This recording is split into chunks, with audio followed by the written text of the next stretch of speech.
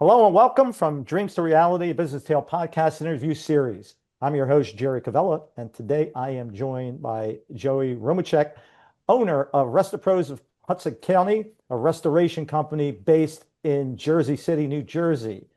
So if you just think tonight's podcast is just a story about a guy who operates a remediation company in the shadow of the Big Apple, hold on there, folks. For the small business owners watching, I'm here to tell you, Joey epitomizes the entrepreneurial spirit. His passion for being a business owner is genuine.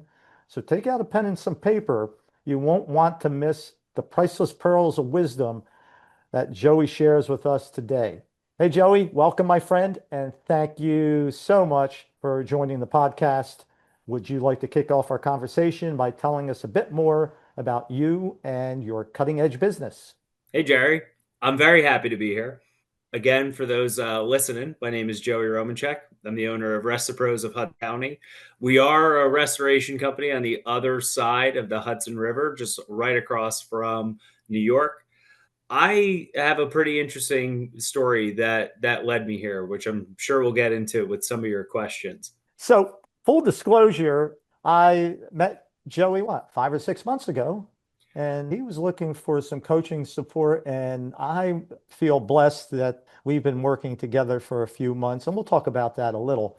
But it's really important to hear about Joey's journey, where he came from in corporate America, and how that transitioned into his entrepreneurial project, which is Rest the Pros. So, first question I have, Joey, is what exactly inspired you to start your own business? Yeah. And what was that initial spark that led you to take that big entrepreneurial leap? Yeah, well, listen, I mean, first, Jerry, the feeling is mutual. I'm really thankful that we met. The coaching that I've gotten from you has been unbelievable. I think my entrepreneurial journey actually started, and it's funny because it's like a lot of other entrepreneurs that I talk to.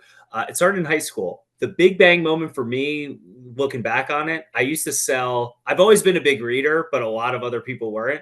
So I used to sell summer reading projects to high schoolers who weren't interested in reading the book. And so my junior and senior year, what I would do is I would read the book and then I would put together projects for like my high school friends who were like, Joey, I know you read it. Like, could you do this for me? Yeah, sure, for $100. And so I had a roster of people who were in different classrooms and all that. And like, I guess I could say it now. There's got to be a statute of limitations on some of those things, right? But like many others, I went to school. I got a 4-year degree from Rowan University, and I got a degree in marketing that I never used, at least until now. After I graduated, I really wasn't sure what I was going to do. I took a sales job. It was a business to business, cold call, door knocking position with a voiceover IP company. I didn't know what that, and neither did a lot of the people that I was selling to. It really only meant like phones by the way of internet. And I listened to a lot of sports talk radio. I got a lot of no's. I would walk into offices and they would kick me out. And for like 5 months, I did this. And I was like, this is going to be tough. I left that and I found a small little company at the time called Tesla. And this is 2016. This is really before people were familiar with electric cars and really before Tesla was a household name. I remember some of the conversations my dad and I had. He came from a large corporation that matched 401ks, gave you nice retirement packages, very, very stable. And Tesla told me, like, we don't do any of that. You might get some stock. And I signed up. I had the time of my life. I grew from a door greeter to a general manager to a territory operations manager, overseeing a very large team of 50 plus people, supervisors, managers for all the internet orders that would not be store related. I turned 30. I was working nights, holidays, weekends, massive team, and kind of had this awakening where I said to myself, like, I know what these next 5 years are going to look like.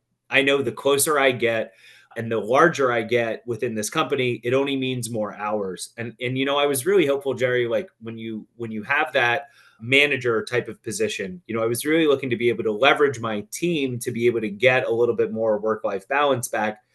But it was an environment that if you wanted to grow and you wanted to continue to excel, like you had to show up every day, you had to be there when it mattered. There was no missing holidays. December 31st was the hardest, longest day that you were going to work that year while everybody else is having fun for New Year's Eve. I got none of that. So again, turned 30, started to think to myself, like, what else is out there for me? And what is it that I really enjoy about this? And where do I think that I can take it? And started to look for a business. What I learned really quickly was buying and acquiring a business is like being dropped onto a treadmill at like 14, 15 miles an hour and just being told to sprint for as long as you can. Because I knew how to run people and I knew how to run my payroll, but I didn't know how to be responsible for that payroll. I didn't know how to be responsible for that revenue. And so as I began to consider business opportunities, I learned pretty quickly I was in over my skis. So that's when I found franchising. And after evaluating a number of different franchises and brands, arrived at the location where I said, let's give restoration a real shot. I was liking what I was looking at. I was really enjoying and enamored by the Restapro's brand. Very happy that I did it. We've been doing this now for about 18 months. No regrets. Well, at least today. But that's about where like my business journey started and how I got to where I am today.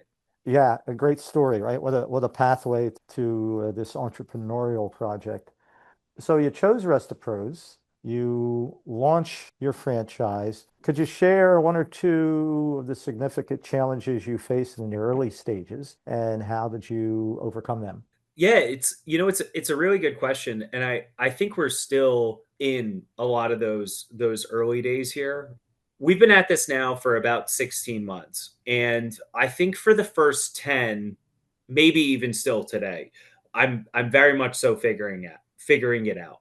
We're we're doing really well. We're growing and definitely feeling a lot of those growing pains. Like any good opportunity in life, you think that you're prepared, and then the day comes where you have to test how prepared you are, and you quickly realize I was not ready for this. So I would say there's two real challenges that I started to realize as we started to turn our phones on and become operational. The first is I went into this never having done restoration before, and I didn't have any doubts or concerns about the model that I was implementing. And I felt that in order for me to be very successful, I had to be involved, very involved, owner operator from day one, so that we could establish a baseline for what good looked like. That meant as bare bones a team as we could possibly start with. It was myself, it was a business development manager, and it was one technician. It meant that I had to rely on my team, at least the two people that I hired, pretty well.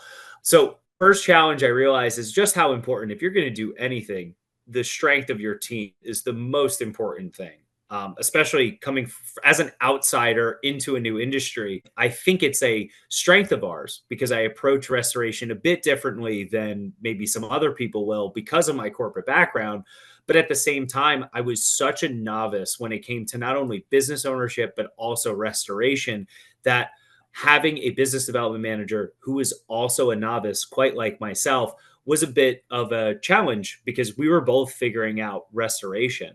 Now, our technician at the time was solid, or so I thought. He definitely had the experience. I don't know that as I started to define like who the right peoples are for this team, if they shared the same values as us. But really, the first challenge that I learned, Jerry, is like if you want to go far, you need a team to do it. And I think it's a lesson that has repeated itself time and time again as I continue to learn. Really, we're growing and starting to grow, and that growth is happening really fast. And the challenge of being a business owner is like, when do I hire, or when do we stay where we are for the current capacity that we have? I would say number one was just making sure that you had making sure you have the right team around you. But the second one, and this is really the thing that I continue to refine every single day, and that is knowing when to delegate knowing when to lean on others for help, and knowing when, as I mentioned, in my model, I was going to be the person who wore all the hats. And I still, in a lot of ways, wear all those hats. Don't let the appearance confuse you. I spent like 7 hours today cleaning a house that was filled with mold. And so it's just a part of the growing pains of any new business, right? We have a team that works in the field, and sometimes we get projects that are larger than my field capacity currently is. So I have to gap fill. It's something that I am very comfortable to do today, but every time that I do it, I remind myself, this is not scalable. This is not the model that we need to be doing. And if you need to do it to solve a problem, hey, that's okay. But at the end of the day, this ain't normal. We can't allow this to be normal because, man, do I have more to give to not only this, but our clients and the business when I'm able to delegate that to the right people to do it. Those are the two biggest challenges that I faced early on. Yeah, I want to dive a little bit deeper into the team concept. And I know you feel strongly about building a great team. Can you talk about what's the ideal team look like in your mind as far as we have an ideal that we will surround ourselves with passionate people who love what they do. Can you outline some of the steps that you've taken along the way to ensure that you are applying some of those theories in building your team? Yeah, one of the ones, and I think that this is something that came up pretty early in some of our coaching conversations, was I would start to feel like I needed a hire. And I would have this feeling of I'm doing too many things, or there is this repetitive task that I continue to do. And the first inclination that we maybe needed to think about bringing on additional team members was this is a function that I am doing that can absolutely be done by somebody else. And, especially now, whether that person is a person or some type of internet leverage, AI, artificial intelligence tool, there are so many tools that are out there at this point for you to remove and delegate certain tasks to. But it always starts with this feeling of like, am I the right person? Should I be doing this? Right. Like, and I feel that, restoration is such a technical field when it comes to some of the work that we're performing. Right. So, like, I'll give you a great example. One of the early projects that we were doing, we had a full gut rip out of basement, tile floor, drywall, insulation. I'm maybe a few weeks into this. Right. I just shared in the beginning, I was working for Tesla. I was selling and delivering cars. I would do it at a very high caliber. I am not somebody who has spent a lot of time ripping out drywall. And so I'm fine to do it, but I can't help but leave some experience like that and go like, but am I the person that should be doing this? And if I'm building a business, is this really the right function for me to serve? And so when I think about building a team, it really starts with, you know, I'm a big sports person. Am I playing the right role? So I go back to sports and I say, like, well, how often have I watched a basketball game where the coach is playing point guard? Never, right? Like, it just doesn't happen. How many times is the general manager of a football team taking snaps under center? Also doesn't happen. And so then I start to think about me in that context and seeing some of the ways that I am functioning for my business, albeit a small one, and saying to myself, look, long term, we got to build a team around us. You need the right people who are going to make this thing successful. And then from there, I think about the positions and the person that I want on the team. And I think that this applies to all businesses for that matter. If you feel like you got to hire a technician for your HVAC company, who are the successful tech? Do you have the model for who a successful technician is? And what does that look like within your company? Because it's going to vary person to person, boss to boss, manager to manager. You really want to define the people who are going to be on your team before you even post the role. And so the things that we do now that I've learned through the wisdom of maybe some painful bad decisions, but we define who it is that we're looking for, what's the right fit, depending on the role, and also depending on their the time at which we're hiring them, because there are times where I need really new technicians, and there are times where I need seasoned veterans who can start a job tomorrow. But that's going to vary depending on the team and the team's orientation. And so I think that awareness of being able to understand like where your team is and what the gaps that you need to fill are really help define who the right member of your team is, whether it's restoration or not.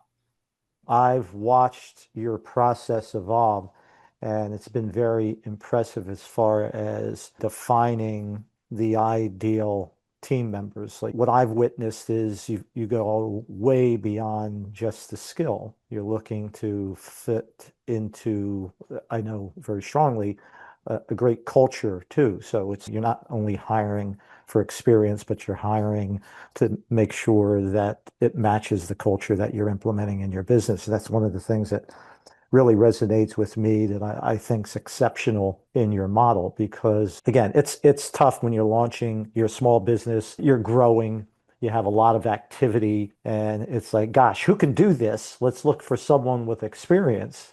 And I know we talked about this a lot, but it's important for a lot of small business people to realize this. Joey has a unique model in his mind that separates himself from the competition. You need the right people, not only from a skill standpoint, but from a mindset standpoint that will resonate that culture.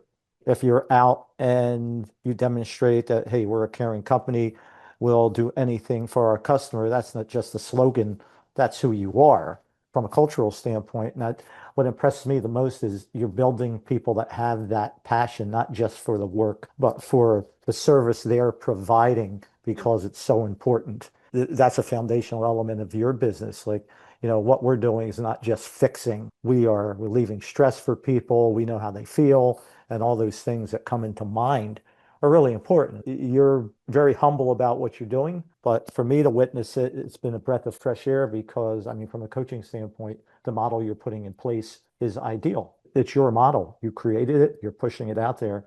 And I think it's going to resonate not only with your team, that you're a close-knit team, but with your customers. They're going to see how you operate in unison. If you're going to use a sports analogy, you're building a championship team, not just a competitor. And No, that's a good thing, and right? it's a culture, right? Like you say it. It's a culture of appreciation for one another. It's a culture of appreciation for the consideration of our work. I think that that's one of the things that I've really come to enjoy about my experience with restoration. Look, like I'll bring on a technician and if this is just a job to them, we're not the right place for you. And that's because there is a heightened level of empathy that goes into a lot of the work that we do. I'll tell you a story. So I was sprinting home to this call today and I'm on my way home and I see a name come up on my phone that I hadn't talked to since college. And she called me because she said, "Hey, Joe, you do restoration, right?" And I'm like, "Yeah, Heidi, hi. Like it's nice to see your name come up on my phone."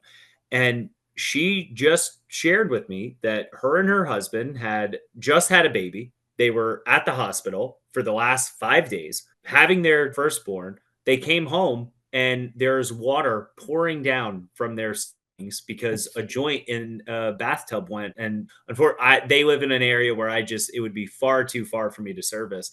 But I can't tell you how many of our clients and people that we work with are going through some type of experience like this, where like life is happening and then all of a sudden disaster strikes. And like as a part of my discovery, I would call some of these restoration companies and they would get on the phone and it'd be like, "Hey, where are you? What's your emergency?" And I would just kind of sit there and I would be like, "So am I just another number to all these people? I have people, friends, considerations. I have a dog in here. I want to know that the company that's going to come into my house is going to take care of me and my problem, and that it is about the goal of achieving that problem and not just of pulling money out of my pocket." That's the culture that we're building. Because if Mhm. if people are coming onto this team and they think that this is just for a dollar, that's fine someplace else. But like we're here to solve problems. We're here to do that at a very high level, delivering at a degree that few people can. And if you can't do that, then that's okay. There's other places for you, but it's not here. And like the biggest thing is that we work as a team to solve those problems.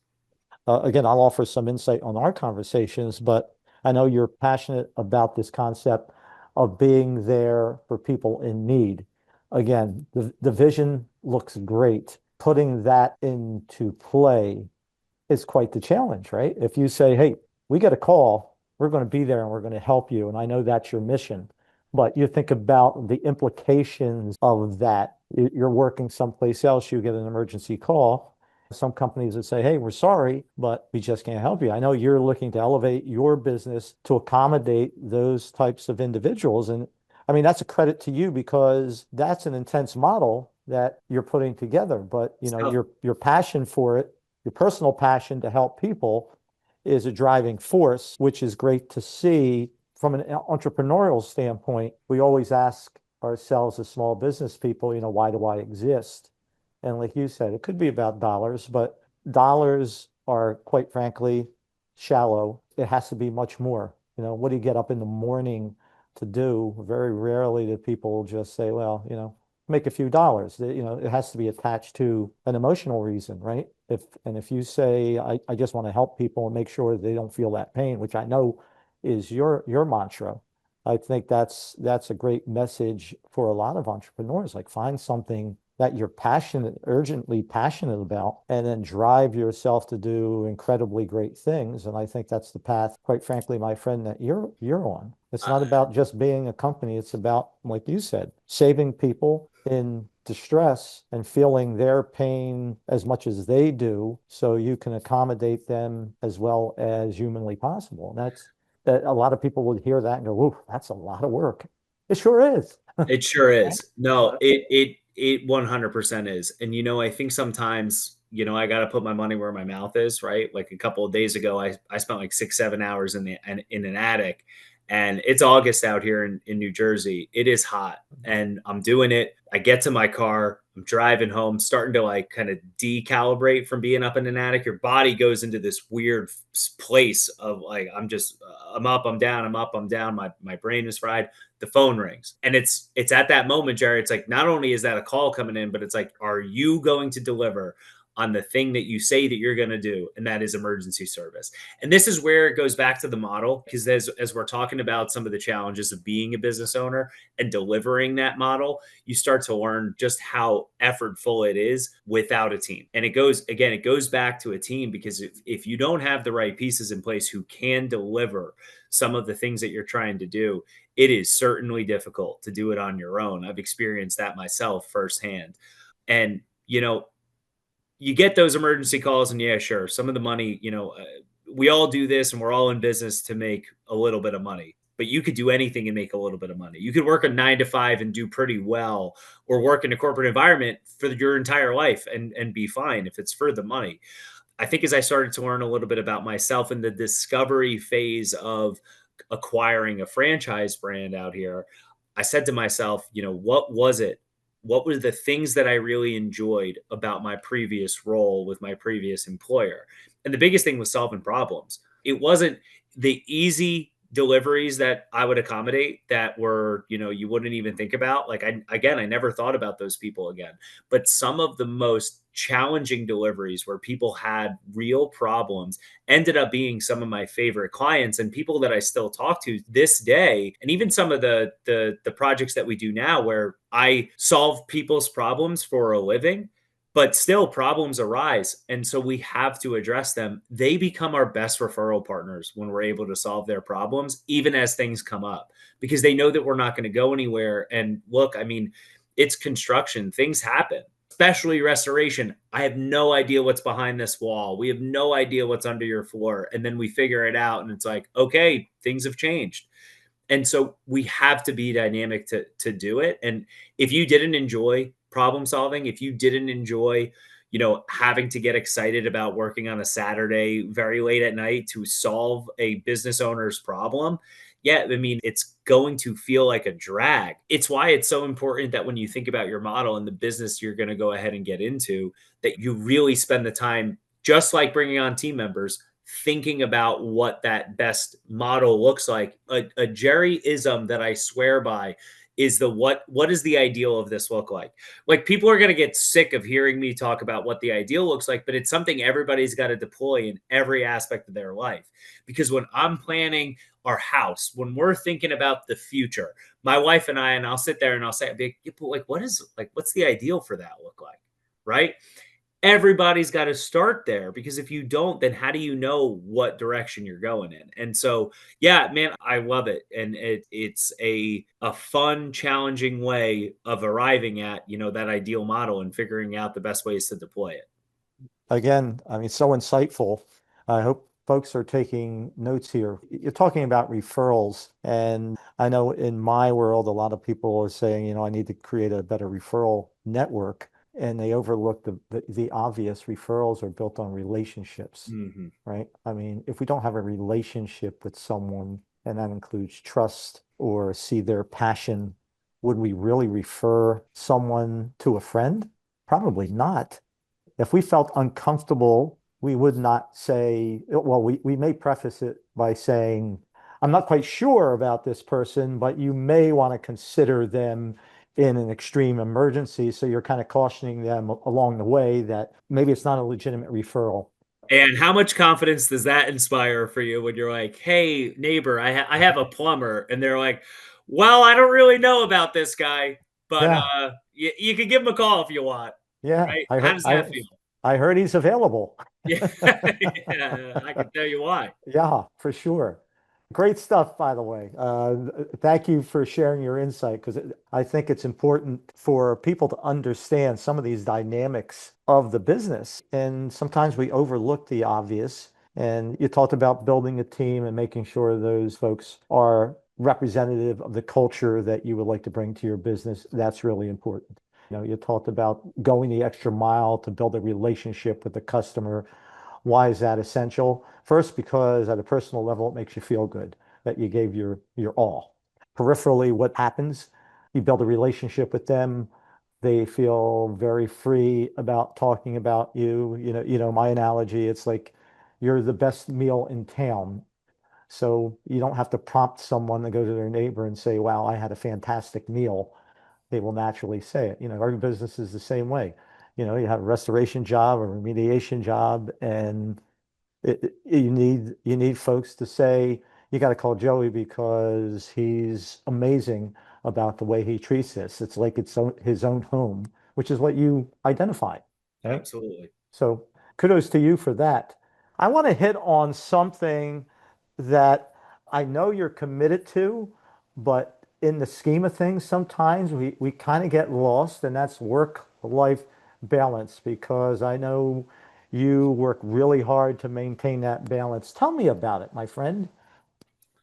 Yeah, I mean, it's a good question. And it's one where, and look, I'll admit it, just like probably a lot of people who might be listening to this or other people that you talk to that are business owners, if I am not intentional with building out that work life balance, I mean, I can get swept up in the wave of this because if I wanted to work for the next 24 hours, I could tell you exactly how I could spend each of those hours. There is enough work for me to go around that I can keep myself busy in perpetuity. But you know what? Like when I think back again on that thing that I said that I steal from you, it's like, what is the ideal? Well, the ideal is not that I'm working 12 to 16 hours a day every single day, unless that's the ideal for somebody else. And if that's the life that you're going for, no ill will on that, right? I know for me, what is important is that I maintain a couple of pretty key like rocks in my life. So I think it's really important to have number one is hobbies that can take you away from the work that you're doing. So for me, that's fitness. I'm an avid runner. I'm a distance runner, so I'm training for my sixth marathon. I've done a handful of marathons, triathlons, other endurance sports, and what I love about the endurance sports is my mind really has to focus on whatever that activity is. So I find that having some type of activity that gets you away from the thing that you're spending all this time on brings a sense of clarity. I find that I'm doing some of my best problem solvings or talking to myself in the best way when I'm kind of in some of those states. And I think that that's because I can create some space between work and whatever those problems might be. What do we do about this? How do I figure out that? What about this? I could just let my mind wander, do the things that it needs to do with a little bit of blank space. But work life balance is it's tough, and I think it comes in seasons, right? Last year as we were getting the business started, I was preparing for a wedding, and so work life balance just really wasn't a thing as I prepared for a wedding and prepared for a business. And so there are seasons to it. for sure. I think for me, the biggest thing that I can say on a day-to-day basis is maintaining some of those key routines. A big routine of mine is just my morning routine. I wake up, I have coffee, electrolytes, and a little bit of a pause. It brings about a nice sense of peace for me in the peaceful morning, and I do it every single day. Mhm. And it's just the best way for me to start my day. And much like everybody else, I'm still trying to figure that out. Definitely still trying to figure that out. But those two couple of things keep me from the balance from tipping. What I've heard is you keep it front of mind. Again, you're still growing your business. You're experiencing the growth pattern that it needs your involvement, but you also readily admit it that you're not the owner that's going to be there 12 to 16 hours a day because your model won't accept that. And you're also including work-life balance as an integral part of your existence, right? So you're not going to give up on that. But and at the same time, like this is something that, and I talk about this with some of my peers because there's nuance to it. There's 100% nuance to it. Wednesdays for me are typically a day where I will make time or space in my calendar for myself, just my own things. That's just not going to be this week, the way that this week has gone. And so for me, balance also happens over the course of time because, I was really looking forward not only this conversation, but we had an action packed day leading up to this. I wasn't going to let some of that get in the way of the conversation that we were going to have today. And so, where will that balance happen? It'll happen Thursday. It'll maybe happen Friday. I'll reclaim some of that time. But Jerry, you mentioned it. You got to be intentional with it because if you're not intentional about finding that work life balance or finding ways to take away from this, your work will engulf you and you are not the best when all you are doing is working. I can promise you that. I Yeah. know myself, I'm not. Man, do I get just like into these zones where I'm like, I got to stop. I got to slow down. Yeah. It's so easy for that to become the routine. Mm. And then it becomes really, really tough to break out of the routine. So, as you explained it, you have to have the awareness of that balance, if I'm hearing you correctly. And even though it's challenged sometimes, you're at least making yourself self-aware that we can't fall into that trap. I'll put it off today, and maybe I'll put it off tomorrow. And who knows, maybe 2 months from now, I'll recognize I haven't done it in 2 months. And then you try to, I guess, go back and recapture that previous routine. It's tough because, especially in a business operation, our routines impact the other members of our team. Let's say an owner feels obligated to spend those extra hours each day, but readily admits that's not the ideal. If that's so entrenched as the routine, that'll create some negativity from the staff if all of a sudden he says, "Hey, I'm not really going to work that many hours today." It's like, well, Well, what happened? Well, Right? and let's almost play out the other side of it because I love what you're doing there, and this is something that I think everybody can really resonate with.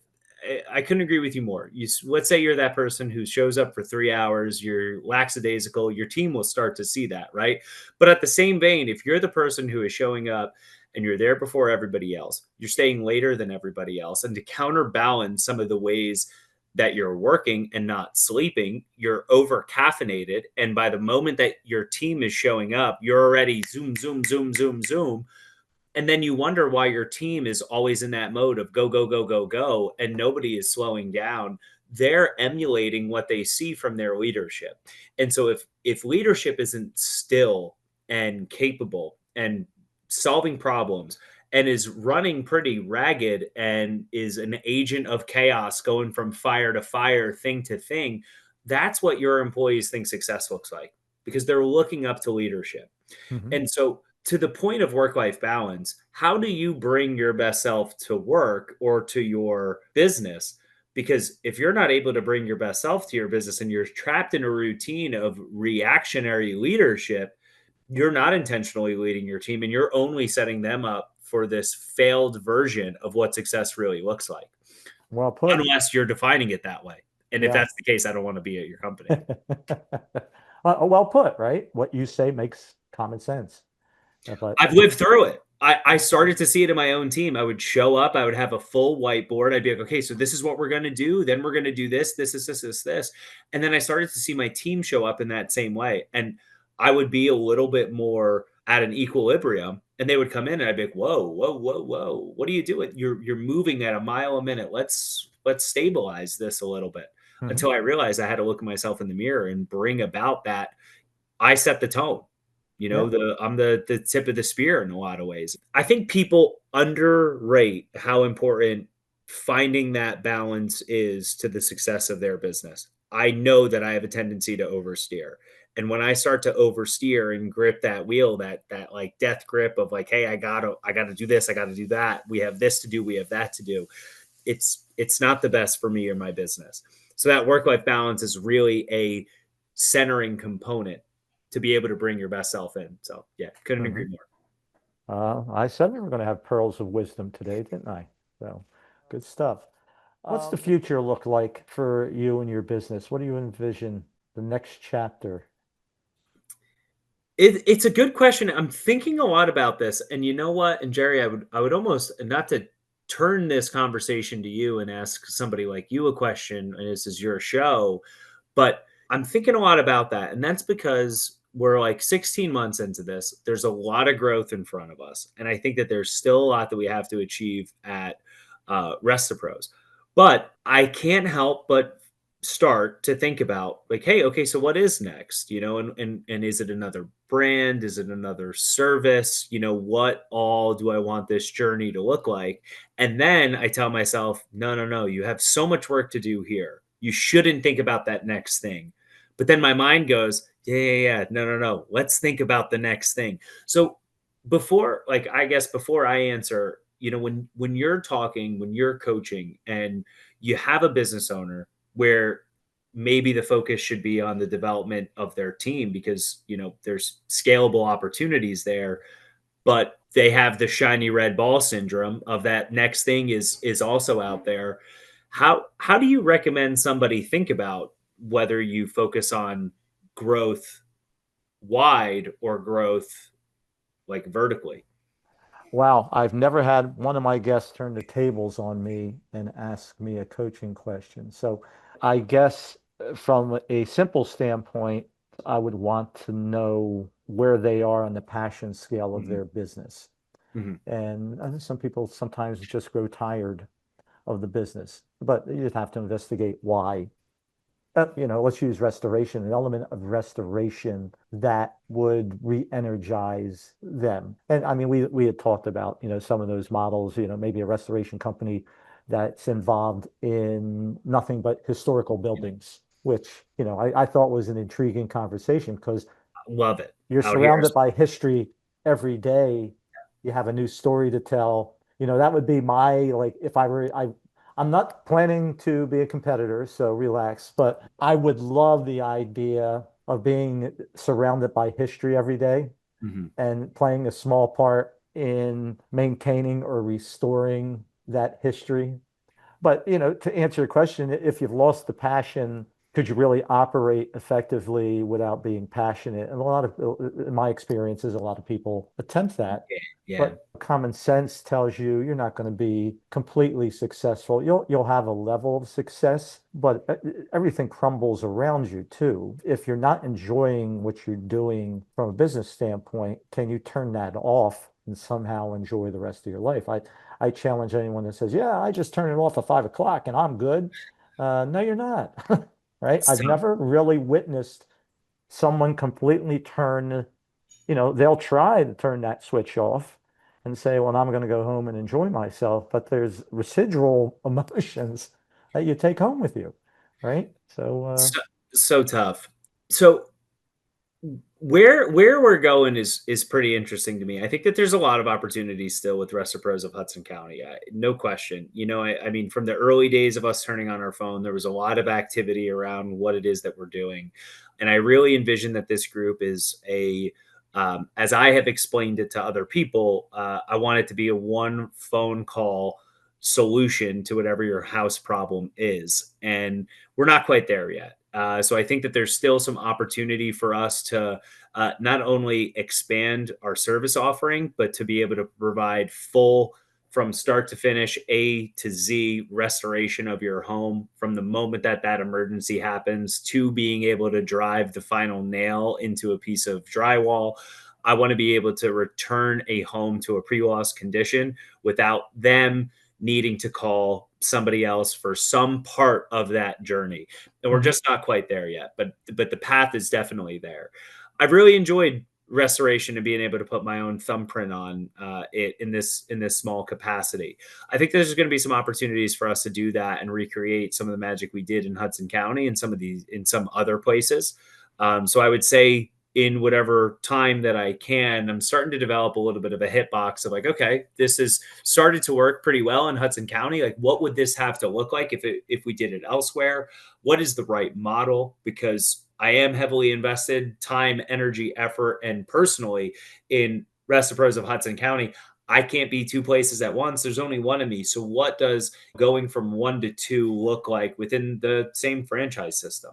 Mhm. And then I'll Yeah. tell you, and this is a nice little tidbit for anybody that's in this area, but the World Cup is coming to town in 2026.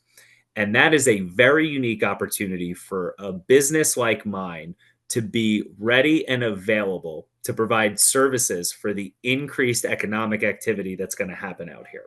Now, that's going to happen in a lot of different cities throughout the United States. And so when I'm just driving my car and not listening to one of Jerry's podcasts, am sitting there thinking, how do I play a role in this upcoming World Cup? Because I'm not going to be on the field, and neither is anybody on my team. But there's a lot that's going to happen, whether it's commercial cleaning, whether it's some element of restoration, whether it's deodorization of certain places after short. I mean, my mind goes crazy on these ideas, and so I think in the short term, that's kind of what I'm thinking about. And then I would say long term, this idea of being able to help people solve problems is really something that I think as I look back on my career, zoomed out years and years and years from now, is the thing that I will say is an invisible string from all the things that really galvanized me and got me moving on whatever it is that I do. I really enjoy and take a lot of pride in helping people solve problems. And Mhm. I have a couple of interesting problems I'd like to help people solve that I think I'm uniquely qualified for. So there's definitely more to come. And I would say Mhm. last but certainly not least, I think that there's an awesome opportunity for people who are in manager roles with business acumen and experience in leadership to take on their own business and drive forward this American dream, which is slowly kind of deteriorating as people can't afford some of the homes that like my parents and your parents could afford. I would love to be able to help people who are maybe like me, young manager, have business experience, go ahead and get a little piece of their own business. So hopefully a lot going on here in the next 5 years. Yeah. So I'm going to end this with one last question. And then after that, I'm going to ask you to give us some information about your company, how people Yeah. can get in touch with you. Yeah. So the last question is a great one. Here it is. What advice would you offer to aspiring entrepreneurs who are just starting their journey or have launched their business and are facing some challenges? That that is a really good question. I go back to I think some of the things that I accepted when I was seeking out a brand with a franchise. I think there's this common misconception that I buy a franchise and it just works. And that couldn't be further from true. I think it's a myth in a lot of ways. If you're going into business, whether for yourself or you're somebody who is thinking about it and you're working whatever job it is that you're working right now and you're starting to get that itch of going out and doing your own thing, you are responsible for your success. You're responsible for making this work. There's going to be economic downturns. There's going to be a client that it didn't go well and it is what it is. You're going to get a bad review. Something's going to break and just it's not going to go according to plan. When you're the owner or just when you accept that ownership in whatever it is that you're doing, you're accepting the responsibility for your success. And for anybody, whether you're an aspiring entrepreneur or an entrepreneur that's done this for 20 plus years and you go home at night and you're tired and frustrated because something isn't working, it's your responsibility to figure it out. And once you accept that responsibility of success and making it successful, you bring a different energy to what it is that you're doing because you drop the handcuffs of it being somebody else's fault that you didn't get what you were trying to get. It's your responsibility. That's it. So, Joey, how do people get in touch with you? Yep. The best way to do it is LinkedIn. I share a lot of what I'm experiencing day to day as a relatively new business owner, the ins and outs. Sometimes I'm in an attic, sometimes I'm at a BNI meeting. And so I would say the best place to meet me and follow more of some of the things that I'm sharing, both from a franchising, restoration, and just corporate to business owner perspective, is by following me on LinkedIn. That's Joey Romanczuk. You could also follow some of the stuff that I'm doing at Rest of Pros of Hudson County. Although I'm telling you, better content coming your way if you're following me. So, once again, my friend, thank you so much for the insight.